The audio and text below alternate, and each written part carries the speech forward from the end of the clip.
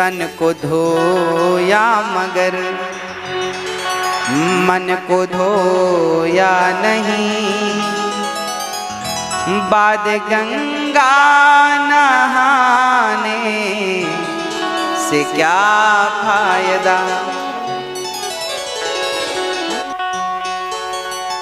कभी प्यासे को पानी पिलाया नहीं। बाद अमृत पिलाने से क्या फायदा। इसलिए कभी प्यासे को पानी पिलाया नहीं, बाद अमृत पिलाने से क्या फायदा, है ना। इसलिए गंगा जी गए नहाए तो पाप नहीं धुलेंगे। कब धुलेंगे? गंगा नहाने से पाप धुल जाते, गंगा नहाने से बुद्धि निर्मल हो जाती, तो गंगा जी के किनारे रहने वाले मछुआरे पानी में, गंगा में यहाँ तक डूब के मछली पकड़ते हैं, उन्हें काटते हैं, उन्हें बेचते हैं, उनके भीतर दया का संचार क्यों नहीं हुआ? हाँ मेरी माँ, यदि गंगा नहाने से सब निर्मल हो जाता है तो मछुआरे के विचार निर्मल क्यों नहीं हुए? उसने हत्या करनी क्यों नहीं छोड़ी? इसका अर्थ यह है, इसका अर्थ ये नहीं है कि गंगा की कोई महिमा नहीं है, गंगा का अपना पुण्य है, पर गंगा स्नान बाद में करना। पहले मन की शुद्धि के लिए भागवत सत्संग का स्नान कर लो। जब सत्संग का स्नान करके गंगा स्नान करोगे तब उसका फल कई गुना मिलेगा। पहले मन को साफ करो, फिर तन की शुद्धि, बची शुद्धि तो गंगा जी कर देंगे। हाँ, तन को धोया मगर मन को धोया नहीं। बाद गंगा नहाने से क्या फायदा। इसलिए जरूरी है कि आप अपने मन को शुद्ध करें। अच्छा, मन कैसे शुद्ध होगा? अभी मैंने बताया ना कि जैसे हो वैसे ही बन के भगवान के पास जाना। जैसे, बिल्कुल सुधार करने की जरूरत नहीं है। आप नेचुरल, जैसे विधाता ने तुम्हें, गोरी हो तो गोरी बन के जाओ, काली हो तो काली बन के जाओ। अब ये काली और गोरी बन के जा रही है। एक बार पति पत्नी में झगड़ा हो गया। पति बोला मंच में तो बड़ी गोरी लग रही थी जब माला पहनाया था, और घर में आई तो बिल्कुल काली। तब पता चला वो मेकअप महारानी का चमत्कार था। झगड़ा हुआ, हम तो गोरी पसंद किए थे और ये काली निकली। तो आप जैसे हो वैसे ही रहो। भगवान उसे स्वीकार करते हैं जो अंदर से भी वैसा है और बाहर से भी। अब अंदर से कुछ और बाहर से। आज लोगों के भीतर कपट भरा है कि नहीं? कूट कूट के भरा है। और यही है ईश्वर को ना प्राप्त करने का कारण। अरे मन कब शुद्ध होगा? जब आप कपट से रहित हो जाएंगे, छल से रहित हो जाएंगे। छिद्र क्या है? मोहि कपट छल छिद्र न भावा। ये छिद्र क्या है? निंदा और चुगली। आप लोग बैठते हैं, बुराई करते हैं, निंदा क्यों कर रहे हैं किसी की? क्या मिल रहा है आपको? आप अपना समय उसकी चर्चा में क्यों वेस्ट कर रहे हैं? क्या फायदा है आपका? याद रखना, यदि मैं दुष्ट आदमी की चर्चा करूंगा तो उसके सारे अवगुण दोष मुझ में आ जाएंगे, क्योंकि मैं उसकी चर्चा कर रहा हूं। और मैं किसी साधु पुरुष की चर्चा करूं, संतों की चर्चा करूं तो संतों के गुण मेरे भीतर आएंगे। भगवत चर्चा करूं तो भगवान के गुण मेरे भीतर आएंगे। जो व्यक्ति जिसकी चर्चा ज्यादा करता है उसके गुण उसके भीतर प्रवेश कर जाते हैं। इसलिए आप पड़ोसन की बुराई करती हो तो पड़ोसन का स्वभाव आपका स्वभाव पड़ोसन की तरह आपका स्वभाव भी हो जाता है। चिड़चिड़ापन आ गया क्योंकि आप बार बार उसी की चर्चा करते थे। क्या फायदा, जबरदस्ती लोग वेस्ट कर रहे हैं अपने समय को। पड़ोसन अच्छी है, पड़ोसी अच्छा है कि बुरा है, क्या करना हमें। हमारी जिठानी अच्छी है कि बुरी है, क्या करना हमें। हमारी बहू अच्छी है कि बुरी है, क्या करना हमें। हमारी सास अच्छी है कि बुरी है, क्या करना हमें। हम कैसे हैं ये कोई नहीं देखता।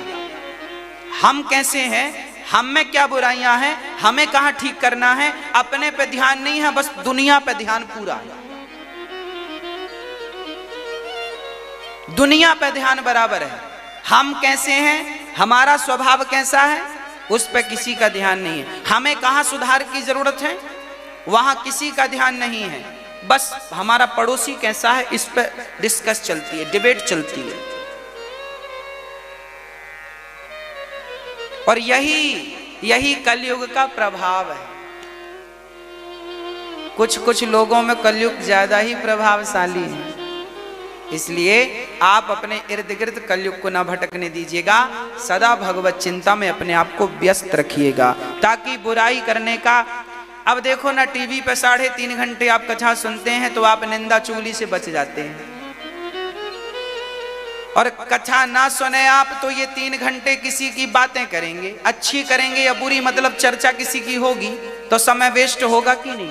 इसलिए आपका समय वेस्ट ना हो, इसलिए दास अनिरुद्ध आपके मध्य रोज 3.5 घंटे लेकर आता है। आप रोज कथा सुना करिए। अपने पड़ोसियों को, अपने रिश्तेदारों को कहो भाई आप भी सुनो। क्या व्यर्थ की बातें सुन के क्या मिलने वाला, कथा सुनो, कुछ मिलेगा, सीखने को मिलेगा, समझने को मिलेगा। तो भगवान को पूतना ने देखा, दूध पिलाया, मन सुंदर नहीं था। बाद में फिर भगवान ने कहा ठीक है तार ही दें। दूध पिलाया तो भगवान ने दूध पिया, जहर पिलाया जहर पिया। अब भगवान ने प्राण पीने शुरू कर दिए। पूतना चिल्लाई बालक छोड़ दो छोड़ दो। भगवान बोले मौसी जी हम पकड़ लेते हैं तो फिर काहू को छोड़ते नहीं हैं। यहाँ पकड़ने की पूरी व्यवस्था है परंतु छोड़ने की व्यवस्था, इसलिए श्याम सुंदर टेढ़े हैं। भगवान कैसे हैं, टेढ़े हैं। और केवल भगवान टेढ़े नहीं हैं, भगवान का पूरा खानदान टेढ़ा है।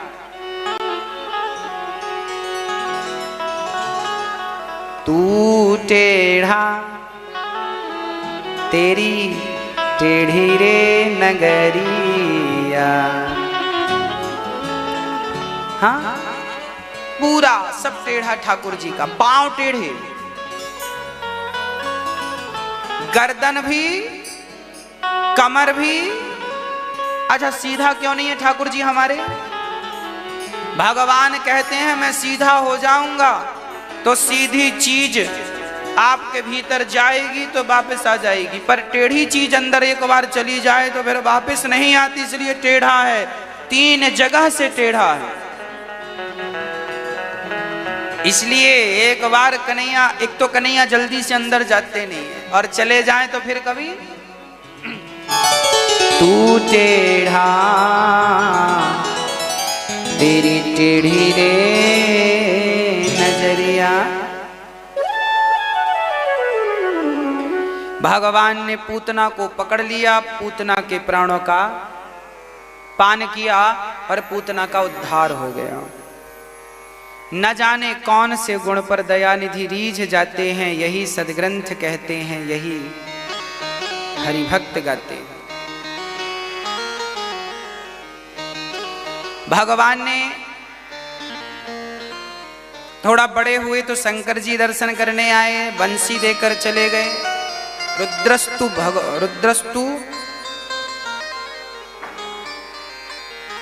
भगवान वंशी,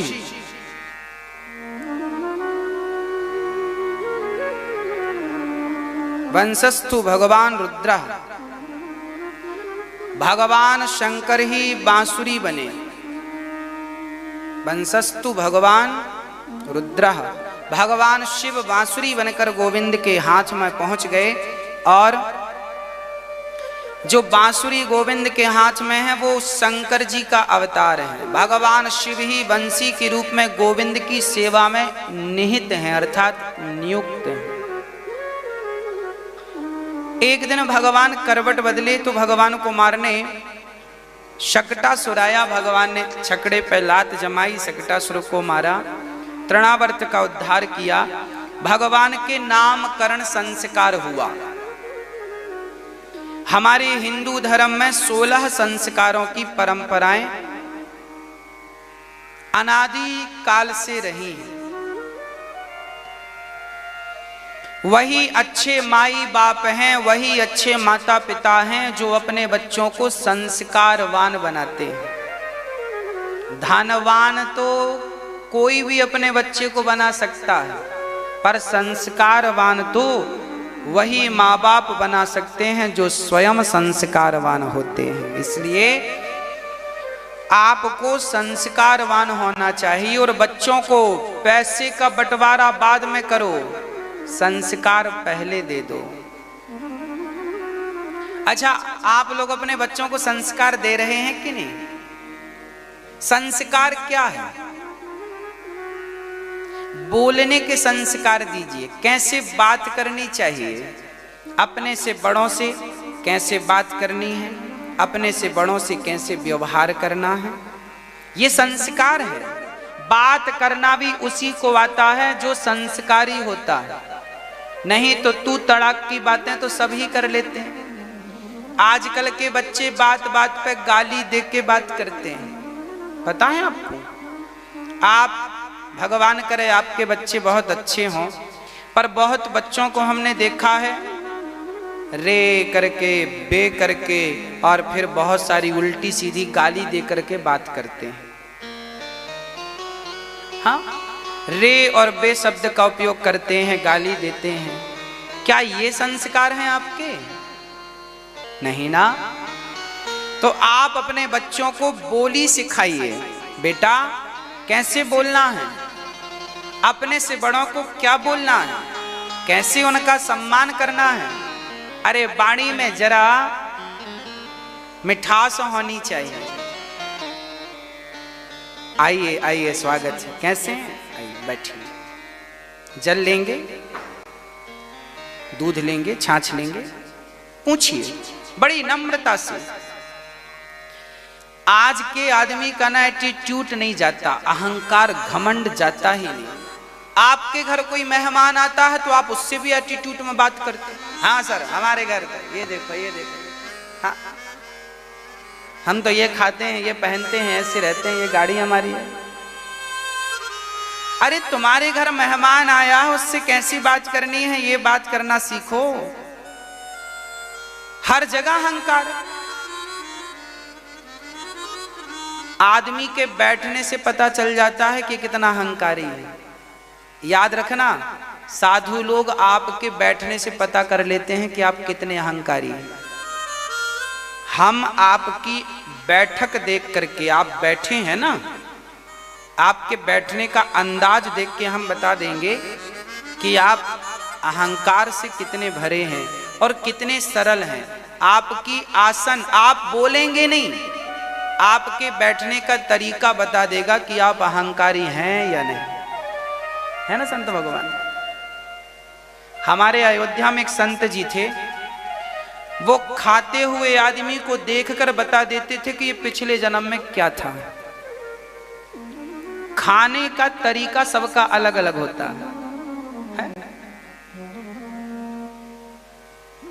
आपने खाने वालों को गौर किया होगा। अब देखो, आप गौर करेंगे, मैंने बोला है तो अब आप देखेंगे खाता कैसे है। वैसे आप देख लेंगे तो ये नहीं पता लगा पाएंगे कि पिछले जन्म में क्या था, पर बड़े बड़े साधु संत दिव्य पुरुष ये पता लगा लेते हैं कैसा था। कई लोगों को आपने देखा होगा, एक रोटी को 2 बार में खा जाते हैं।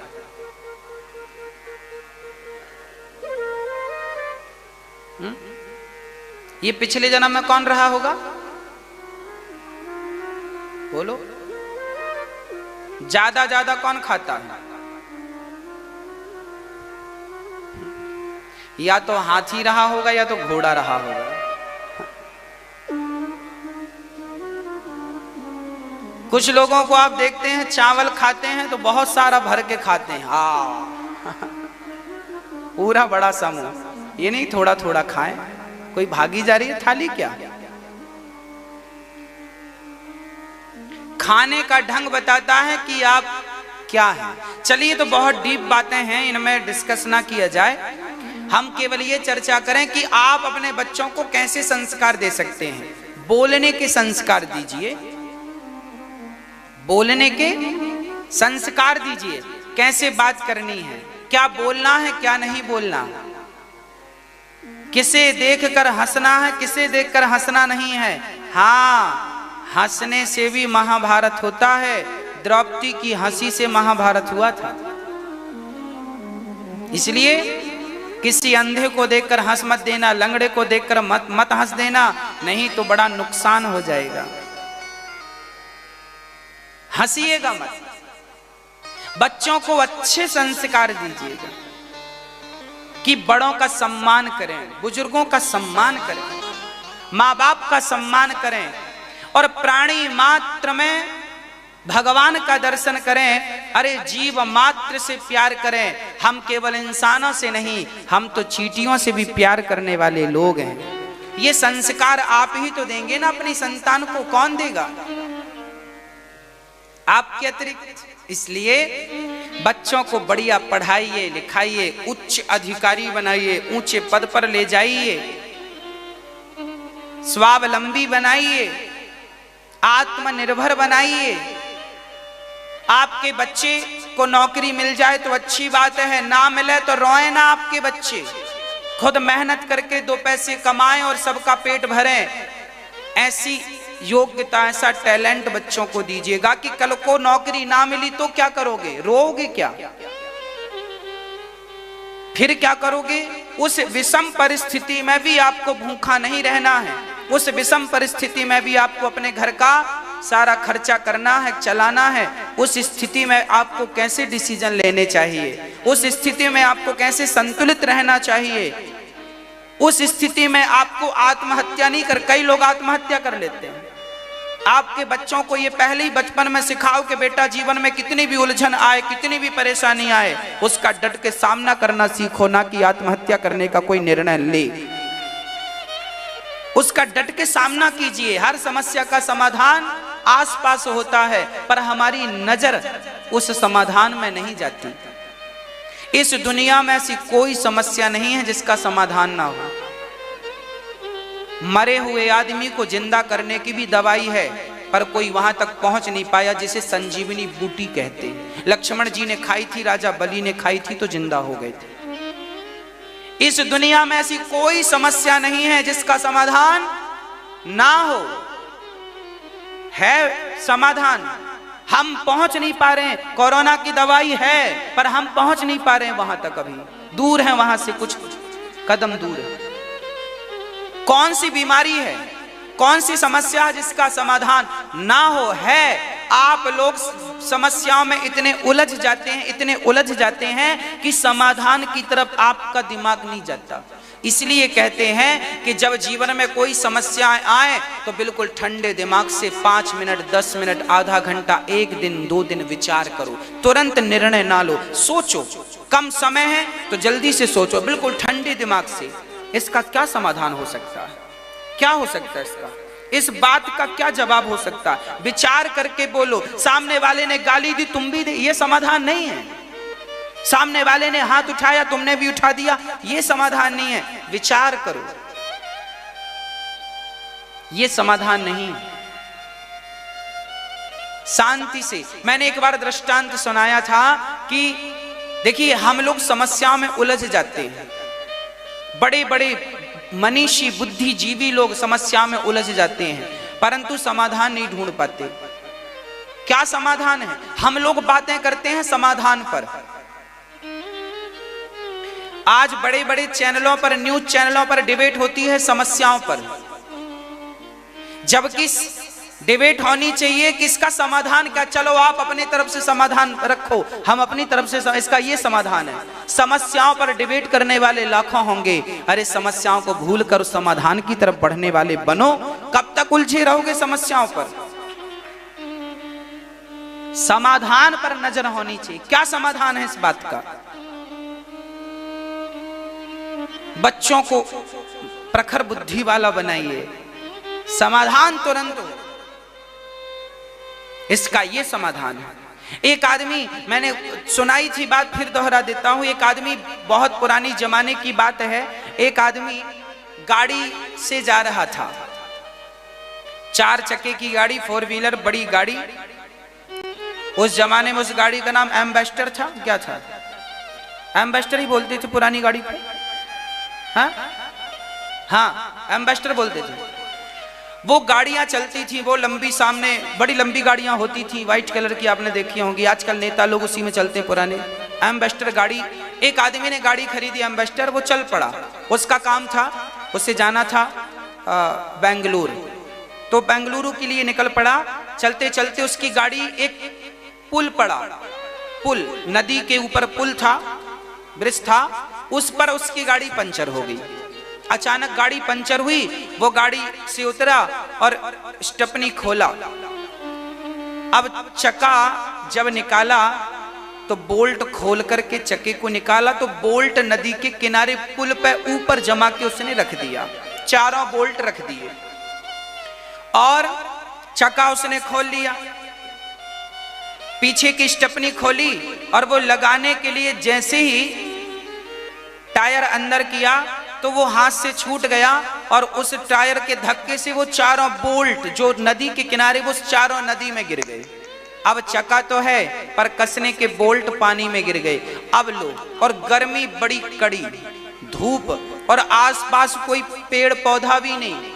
अब कड़ी गर्मी और टायर तो है पर बोल्ट कसने वाले 4 बोल्ट होते हैं, वो चारों गिर गए। अब क्या करें? अब ये क्या थी? समस्या थी। क्या थी ये?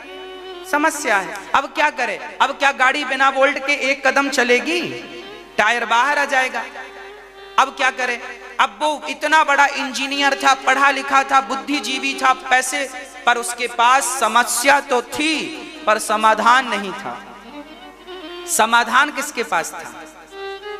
अब बताओ इसका क्या समाधान था? आपके साथ ये घटना घटती तो आप क्या करते? आप भी परेशान हो जाते, आप भी समस्या में। परंतु सामने से गाय चराता हुआ एक ग्वाला आया और ग्वाला देखा कि कोई साहब जी बड़े परेशान हैं, तो गाय चराता चराता जब वो जा रहा था तो पास में आया। साहब जी राम राम। राम राम। क्या हुआ? आप बड़े परेशान हैं। उसने कहा तुम्हें क्या बताऊं, तुम तो ग्वाला हो, गाय चराने, तुम्हें क्या पता, हमारी गाड़ी के 4 बोल्ट गिर गए हैं पानी में, अब ये बताओ मिलेंगे कहाँ? ग्वाले ने कहा यहां से 30 किलोमीटर आगे दुकान है, शहर है 30 किलोमीटर, वहां मिल सकता है। अरे तो ये तो 1 कदम नहीं जाएगी, अब मैं 30 किलोमीटर कैसे जाऊं? वो माथा पीट पीट के रोने लगा। तभी उस ग्वालिये ने कहा साहब जी एक बात बताऊं? हाँ हाँ बताओ। बोले आप ऐसा क्यों नहीं करते, आप 3 चक्के का 1-1 बोल्ट खोल लीजिए। आपकी गाड़ी में 3 चक्के और हैं सलामत, 1-1 बोल्ट खोल लीजिए और 3 बोल्ट इसमें लगा दीजिए, तो फिर आपकी 30 किलोमीटर तो गाड़ी 3 बोल्ट से चली जाएगी। हर 5 किलोमीटर में देखते रहना कोई गड़बड़ी तो नहीं हुई, वैसे भी चली जाएगी। अब ये कहकर वो ग्वाला तो चला गया। ये इंजीनियर बड़ा आश्चर्य में पड़ा कि राम राम, मैं इंजीनियर हूं, ये समाधान मेरे दिमाग में क्यों नहीं आया? मैं 1 घंटे से परेशान हूं। आपके पास समस्या तो थी पर समाधान इसलिए नहीं था क्योंकि आप समस्या में उलझ गए थे। आपने अपने माइंड को काम करने ही नहीं दिया, माइंड को आपने समस्या में उलझा के रखा, तो उसे सोचने का समय नहीं मिला। इसलिए माइंड को फ्री रखा करो। कोई भी समस्या आए तुरंत माइंड को समाधान की तरफ ले। क्या समाधान है इसका? तुरंत बिना गुस्से में, बिना क्रोध के शांत चित्त से विचार करो, होगा, आसपास ही समाधान होगा। वो इंजीनियर गए और अपना काम बनाया उन्होंने। हर समस्या का, पति पत्नी में झगड़ा है, ये समस्या है, इसका भी समाधान है। क्या समाधान है? बोले एक जन शांत हो जाओ। एक जन शांति से, सामने वाला बोल रहा, पति बोल रहा, पत्नी चुप रहे, पत्नी बोल रही, पति चुप रहे। लो समाधान है, थोड़ी सी समझदारी चाहिए, और जो कि लोगों के भीतर है नहीं। अब संस्कार की बात करूं तो यही संस्कार बच्चों को देने चाहिए, उचित संस्कार, अच्छे संस्कार देने चाहिए। आप अपने बच्चों को बढ़िया सा ऐसे संस्कार दो जिससे वो कभी भिख मंगे ना बने। आपके बच्चे ना भीख मांगने वाले बन जाते हैं। आजकल तो माँ बाप भी भीख मांगते हैं।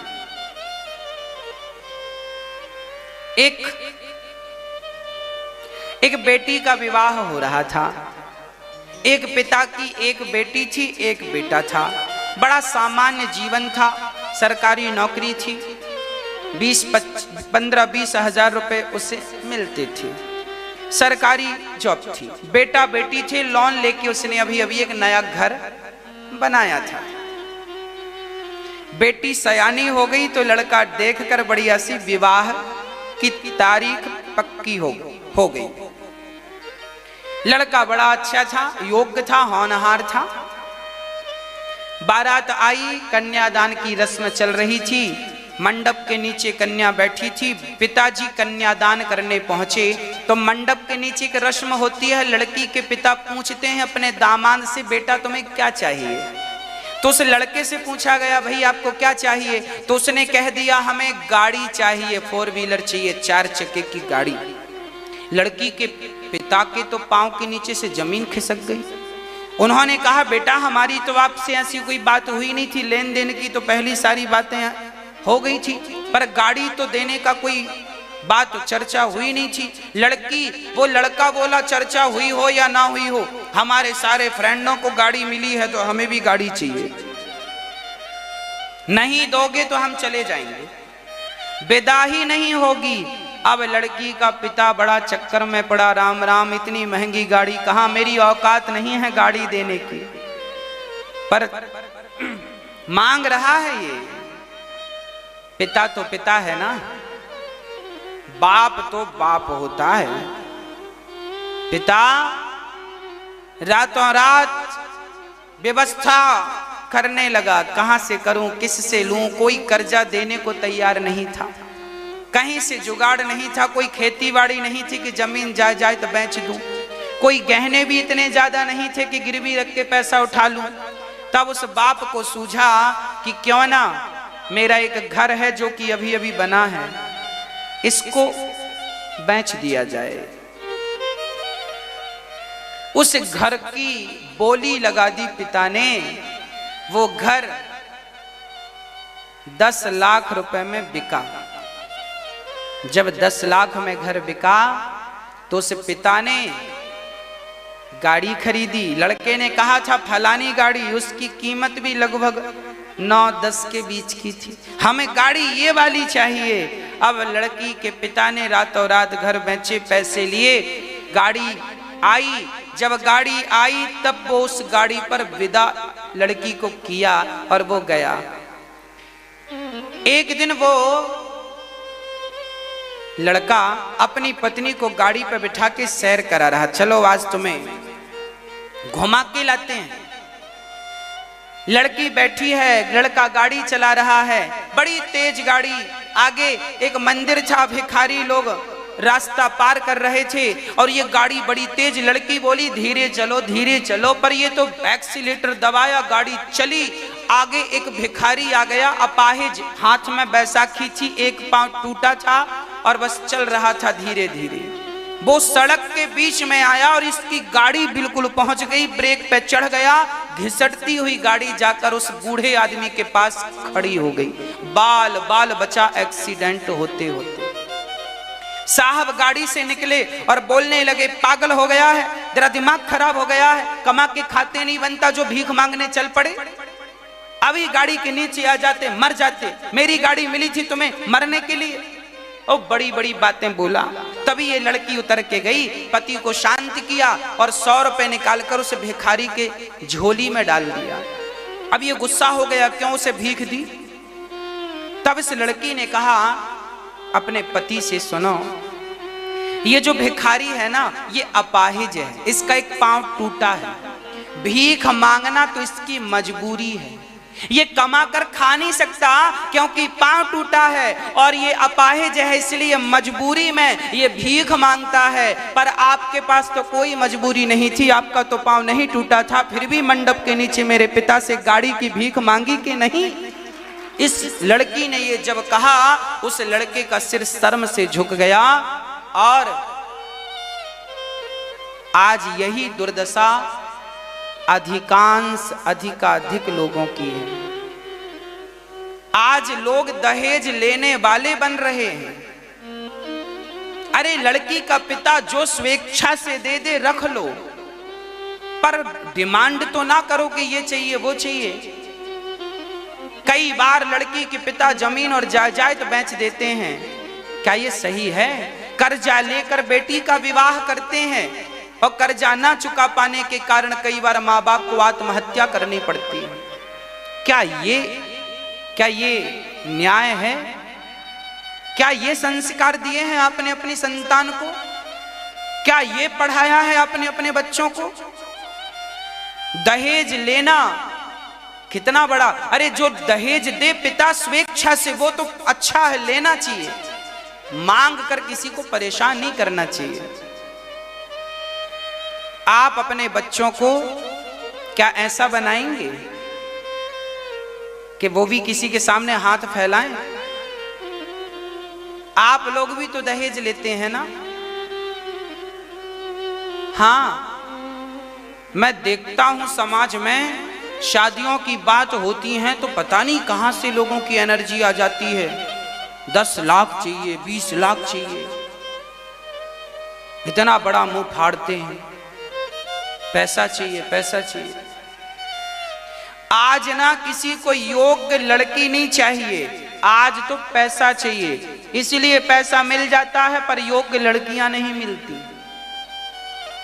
पहले के लोग पैसे की डिमांड नहीं करते थे, घर परिवार चलाने वाली संस्कारी लड़की ढूंढ कर लाते थे, और आजकल तो बस पैसा लाते हैं। बस लड़के का बाप बेटे को पढ़ाने लिखाने तक का पैसा लड़की के बाप से वसूल करता है। इतना पढ़ाया है, इतनी जॉब में इतने खर्चे हुए, सब तुम दो। सच कहें तो आजकल का बाप अपने बेटे को बेच देता है।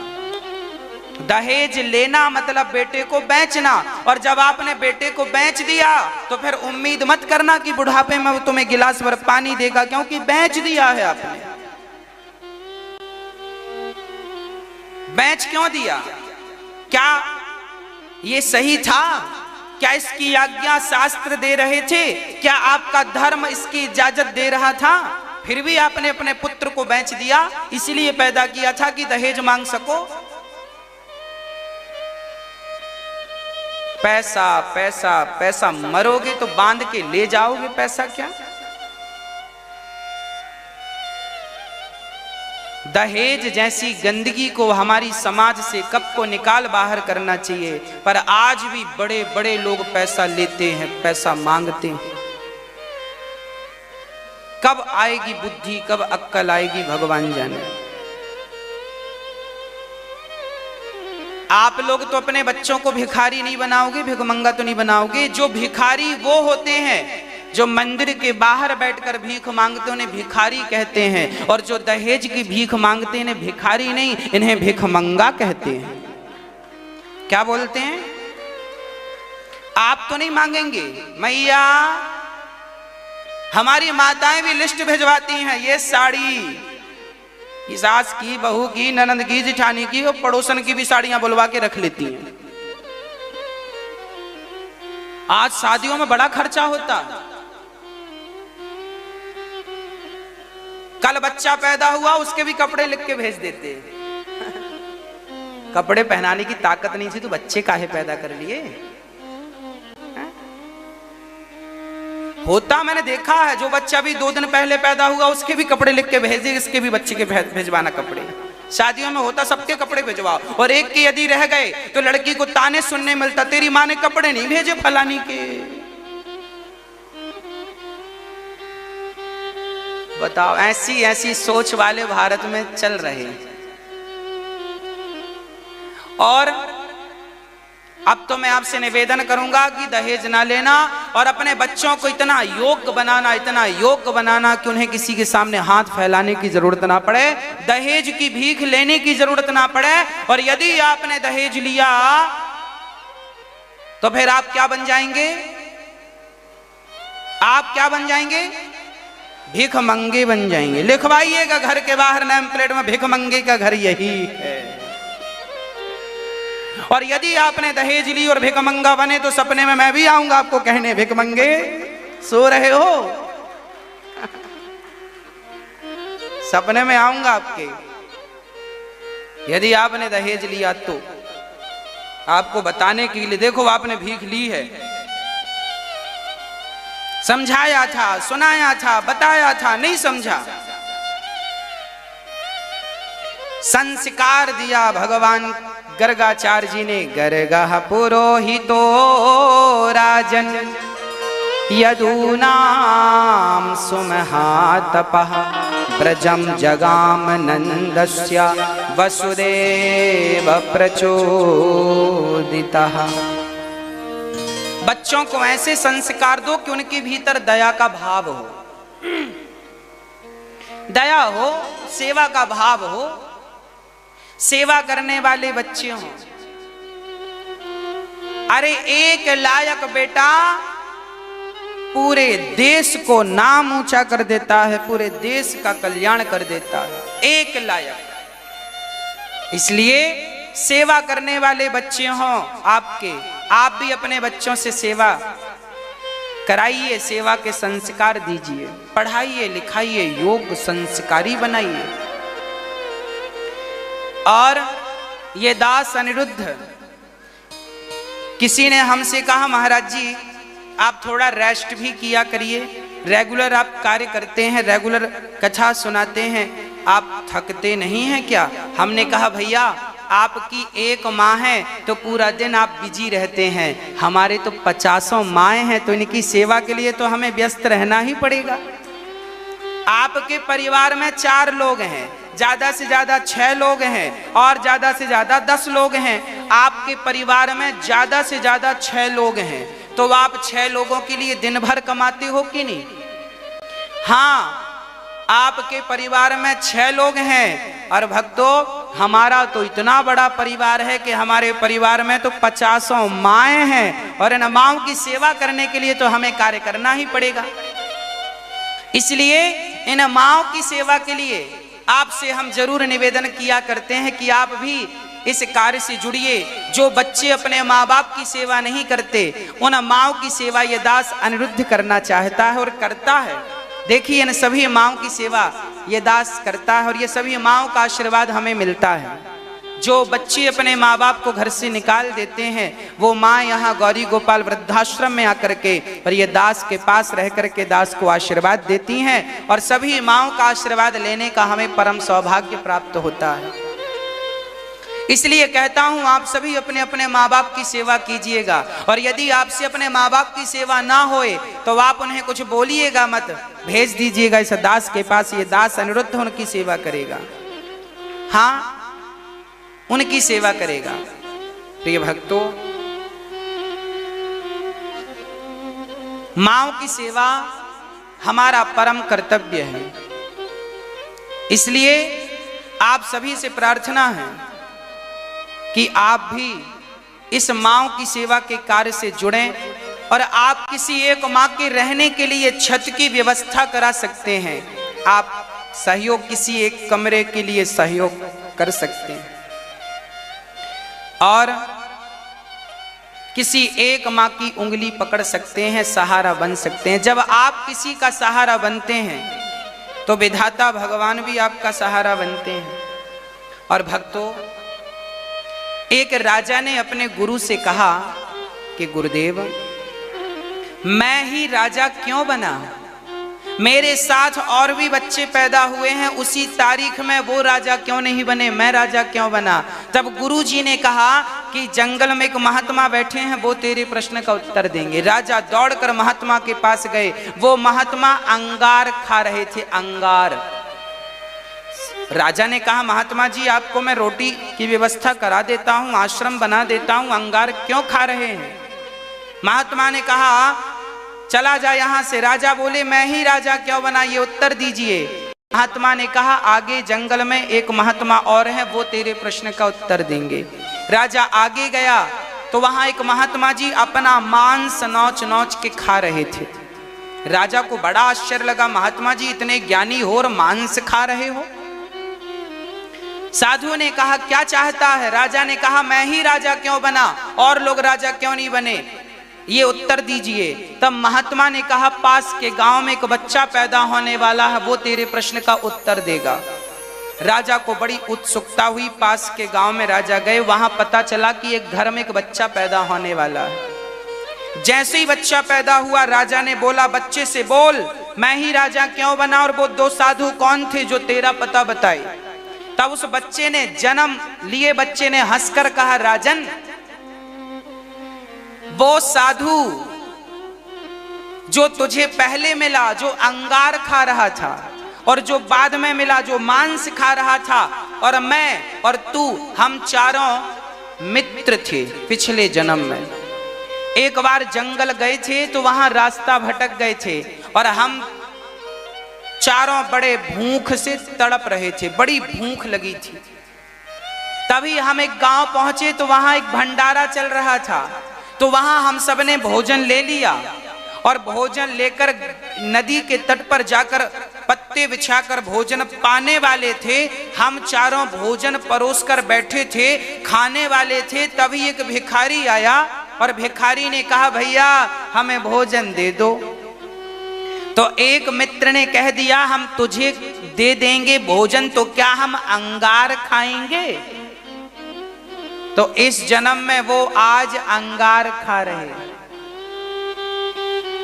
हाँ? दूसरे से कहा, भैया आप भोजन दे दो, भूख लगी है। तो उसने कहा कि हम तुझे भोजन दे देंगे, तो क्या अपना मांस खाएंगे? तो आज उनकी बुद्धि ऐसी है कि वो अपना खा रहे हैं। और हमसे, उस बच्चे ने कहा, हमसे बोला कि भाई आप दे दो, तो उस बच्चे ने कहा, हमारी भी बुद्धि बिगड़ गई, हमने भी कह दिया कि हम तुझे सब खवा देंगे तो हम भूख से मर नहीं जाएंगे। उस बच्चे ने कहा कि हम अभी आपके प्रश्न का उत्तर दे के अभी मर जाएंगे। और आपके पास जब वो गया तो आपने दयावश अपनी पूरी की पूरी थाली उसे देकर सिर्फ पानी पीकर भगवान को प्रणाम कर लिया। आपने अपनी पूरी थाली उस भूखे को खिलाई। यही पुण्य हुआ है आपसे। आपने पिछले जन्म में एक व्यक्ति को पेट भर भोजन कराया है, ओनली एक व्यक्ति को। उस एक, अभी डॉक्टर साहब को दिखाया है, हॉस्पिटल बन जाएगा तो सारा इलाज, किसी को किसी प्रकार की तकलीफ हो आंखों की। एक सज्जन हमें मिले, उनकी हड्डी में कोई प्रॉब्लम थी। देखिए, छोटे मोटे इलाज तो संभव हैं, पर बड़े इलाज तो तभी संभव हैं जब हॉस्पिटल हो, पूरी व्यवस्था हो। तो आप सभी ये समझिएगा कि जब आप सहयोग करेंगे तो ही यह हॉस्पिटल की दीवार ऊंची होगी। आपके सहयोग के बिना यह संभव नहीं है। हाँ, इसलिए आप सभी अधिक से अधिक, और आप अपने अड़ोसियों पड़ोसियों से भी उन्हें प्रेरित करें कि देखो, यदि आपको अच्छा लग रहा हो कि ये दास अनिरुद्ध जो कर रहा है वो अच्छा है, तो इस कार्य के लिए आप जरूर औरों को प्रेरित करें। पता नहीं, आपकी प्रेरणा से लोग प्रेरित होके सहयोग करेंगे तो पता नहीं किसको इलाज मिलेगा, किसको भोजन मिलेगा, किस गौ माता की सेवा होगी। हाँ, यहाँ केवल सेवा ही होती है, और पता नहीं किस माँ को आपकी रोटी प्राप्त हो। तो आप जरूर इस कार्य से जुड़ें, औरों को स्वयं जुड़ें।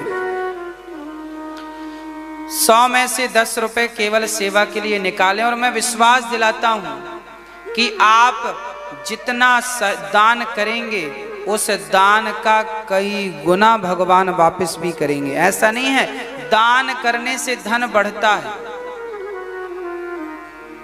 दान करने से धन में वृद्धि भगवान कई रास्ते खोलते हैं।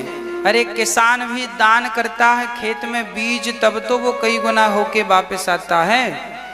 आप जब दानवीर कर्ण जब दान करते थे तो दानवीर कर्ण बिना दान किए सोने का दान करते थे, तो बिना दान किए अन्न जल ग्रहण नहीं करते थे। अरे दान किया, इसलिए हम और आप आज तक उनको बड़े सम्मान से नाम लेते हैं और जानते हैं। राजा हरिश्चंद्र दान किए तभी तो लोग जानते हैं। तो भगवान श्री कृष्ण की अब बाल लीलाएं गर्गाचार्य जी ने नामकरण किया। अयम ही रोहिणी पुत्रो,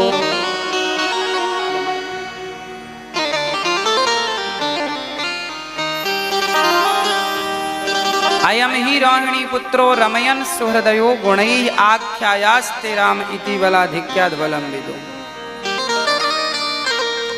भगवान कृष्ण का नाम करसति इति कृष्णः गर्गाचार्य जी ने रखा। बलदाऊ जी का नाम बलराम रखा। भगवान थोड़ा बड़े भये तो भगवान ने लीलाएं की। कौन सी?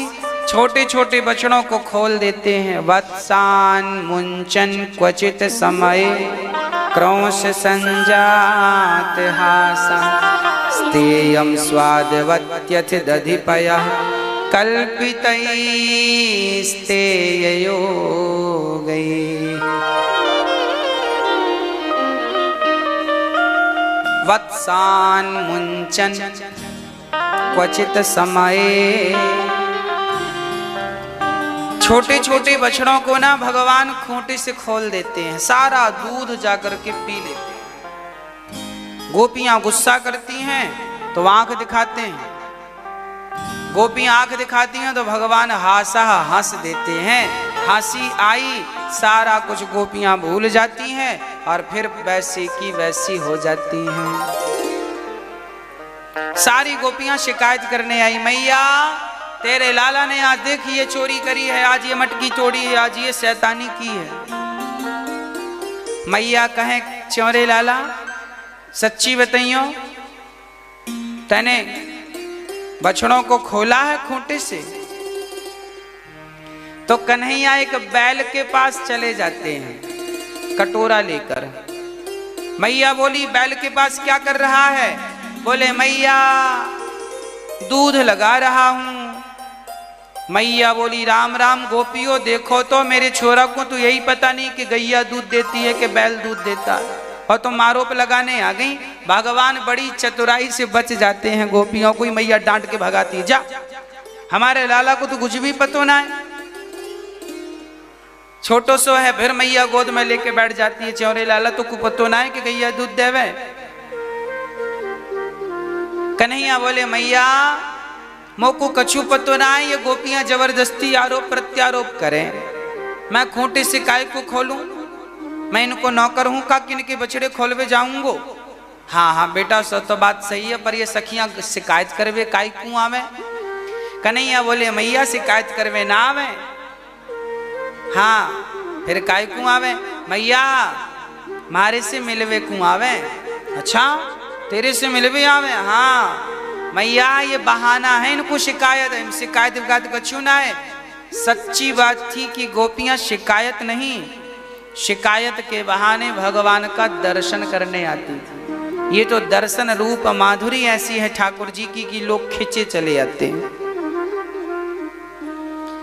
यशोदा के द्वार पर भीड़ लगी रहा करती थी, लोग दूर दूर से आते थे। मैया एक बार लाला को दर्शन कराए दे, लाला को दर्शन कराए दे। मैया बोली, दर्शन ही कराती रहूंगी, सोवे को पड़वे को छोरा, खावे को पीवे को नायका। तो कन्हैया को मैया बाहर ना निकालती कि नजर ना लग जाए, थक ना जाए, बैठो बैठो। तो मंदी मैया अंदर रखती, दरवाजे लगा देती। तब सखियां बोली, ऐसे तो काम ना चला। तो शिकायत के बहाने जबरदस्ती घुस जाती सखियां। सुनो, हम शिकायत करवे आई हैं, अच्छा, शिकायत कर कियो मेरे लाला ने? अरे तेरे लाला ने घर की सारी मटकियां तोड़ डाली।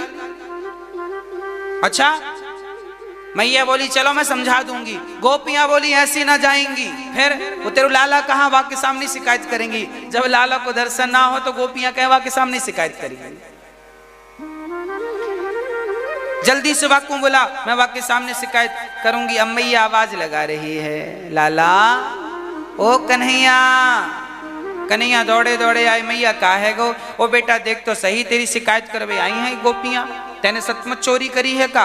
मैया मैं चोरी ना करूं, जबरदस्ती मक्कू बदनाम करें सखियां।